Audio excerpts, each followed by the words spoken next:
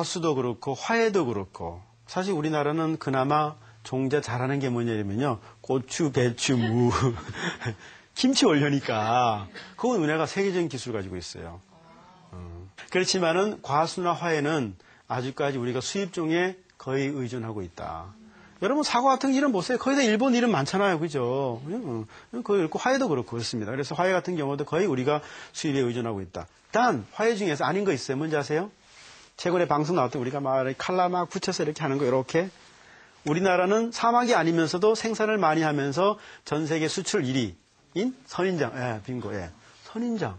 화해 중에서 선인장은 100%예요, 우리가. 그리고 우리 수출해요. 그죠? 그렇지만 다른 화해는 뭐 장미도부터 뭐 카네이션 여러 가지 뭐 그런 것들은 거의 우리가 수입에 의존을 하고 있다.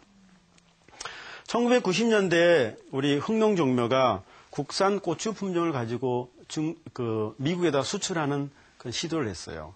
근데 결국 상품화되는 데까지 8년이 걸렸어요. 왜 그럴게요? 자, 뭐 우리나라 고추는 매운 것도 있고 청량은 맵지 않습니까? 뭐 그렇지 않은 거 있지만은 근데 멕시코가 매운 게 많아요. 사실 우리나라 말고도 매운 고추가 많거든요. 가장 큰 문제가 뭐냐면 그 나라에 대한 병 저항성이 문제였어요. 각 나라마다 환경에 따라서 병의 종류가 다른데 우리나라는 없는 고추병, 우리나라 예를 들어서 고추 탄저병이 많다 그러면 그 나라는 햇볕이 쨍쨍하고 비도 잘 안 와. 그럼 그 병이 없어요. 다른 해충이 있어. 그러면은 해충의 검증이 안 됐잖아요. 그러다 보니까 8년씩 걸려갖고 결국은 그 품종이 미국의 시장에 정착을 했다 그래요. 그래서 최근에는 우리 품종을 우리만 생산 아니고 그걸 가지고 제품하기 전에 나라별로 심어서 그 나라에 맞는 품종을 개발해야만 그 나라에다가 팔아먹을 수가 있다는 거죠. 그래서 감자만큼은 제가 많이 심어놨습니다. 전 세계에다가 쭉 뿌려놨습니다.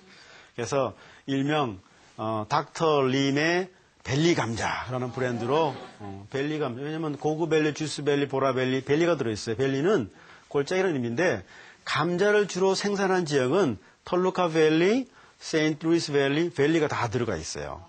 그리고 밸리가 들어가 있는 건 나파 밸리 어딘데요? 나파 밸리.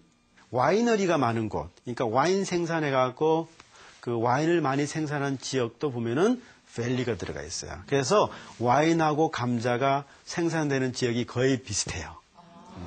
그래서 호주 같은 경우에 제가 친구가 감자 농장을 크게 하는데 갔더니만 와이너리를 같이 하고 있더라고요. 그래서 와인을 많이 먹은 적이 있어요. 자, 그러면은 아까 제가 말씀드리기를 종자 산업은 고부가치 산업이다. 그 얘기만 돈이 된다는 거죠. 예를 들어서 파프리카 씨앗 1kg가 얼마인지 아세요? 1억 5천만 원. 그죠? 그러니까 파프리카 1kg가 1억 5천만 원이에요. 그러면은 토마토 씨앗 g당 13만 원으로 보면은 금보다 3배 정도가 많아요. 토마토 종자도. 이 토마토 종자는 우리가 외국 수입하는 토마토 종자예요. 특히 이제 여러분 하우스 토마토 있잖아요. 우리가 개발한 품종들은 아직까지 충분하게 농가를 만족시킬 수 없어요. 그래서 주로 외국 수입 들어오거든요. 그 종자가 큰 값에 3배 가까이 비슷하다는 거죠. 그죠? 그러니까 종자는 돈이다. 이게 되는 거죠. 종자는 이제 금이 되는 거죠. 그죠? 그렇기 때문에 당연히 종자 산업이 매우 중요하고 앞으로도 종자 산업은 영원히 계속 발전할 것이다. 그래서 여러분이 혹시 투자하더라도 종자 산업에 투자하시면 아마 잘 되지 않을까 생각합니다. 자, 우리나라 종자, 고추, 배추 종자 회사가 수백 개 됩니다. 사실은 많지만은 품종을 개발하는데 아까 제가 10년, 20년 걸리기 때문에 사실은 대기업들은요 그 투자 잘 안 해요. 대기업들은 그냥 이렇게 몇 년 투자해서 바로 이렇게 수익 나는 걸 좋아하지 오랫동안 기술이 축적된 산업에는 대기업이 관심이 별로 없어요. 그죠? 그래서 저도 감자 품종을 개발하고 있지만은 오랜 세월 품종을 개발하면서 애로사항이 되게 많아요. 그 중에 하나가 뭐냐면은 우리나라의 종자 산업이 외국만큼 잘 되어 있지 않다는 거죠. 그죠? 그렇기 때문에 아직까지 우리가 파프리카나 토마토나 이런 종자들은 우리가 수입에 의존하고 있다. 양파도 그래요. 많은 채소화의 종자를 우리가 해외에 의존하고 있다. 그래서 종자 산업이 또 고부가치라는 것은 뭐냐면 1차적으로 해갖고 종자값도 비싸지만은 자, 그 다음에 생산물 가지고 뭘 해요? 2차 가공. 우리가 농수산부가 어떻게 바뀌었어요, 요즘? 농수산식품부. 그죠? 식품부. 그러니까 농산물은 일단은 1차로서는 안 된다는 거지. 그래가지고 2차 가공, 3차, 4차 문화 컨셉. 요즘 그런 거 있잖아요. 시골에 뭐 있어요? 관광. 무슨 관광?